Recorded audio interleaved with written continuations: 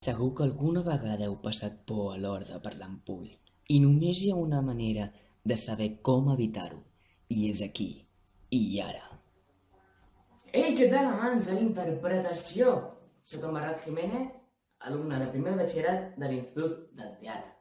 I avui us compartiré 3 consells que us poden ser de vostre interès a l'hora de parlar en públic, a l'hora de fer una presentació o un discurs que hi hagi públic. El primer consell seria el de saber molt d'aquell tema. Saber molt d'aquell tema no vol dir que t'hagis d'aprendre el Quixot de memòria. No. Saber molt d'aquell tema vol dir que cerquis bastanta informació, que com més sàpigues d'aquell tema, millor i evitaràs no quedar-te en blanc. El segon consell és el de tenir un principi molt èpic. Molt èpic no vol dir que facis això. Molt èpic vull dir que comencis d'una manera amb molta energia, que el públic no estigui així.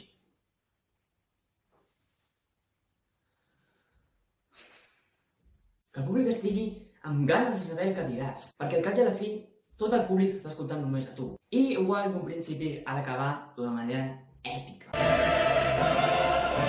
Sí, exactament així. Si ho podeu fer així, perfecte. No, igual. D'una manera èpica, que la gent se'n vagi amb bon sabor de boca.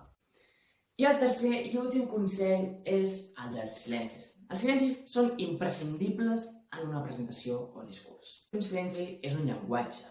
Pot ser per dividir coses, per dir una cosa molt important, o tu també per tenir un moment de respir i la gent també, el públic, se situï millor. Molt bé, doncs, espero que us hagi agradat, us hagi servit aquests 3 consells. Ara sí que sí, ja em despedeixo.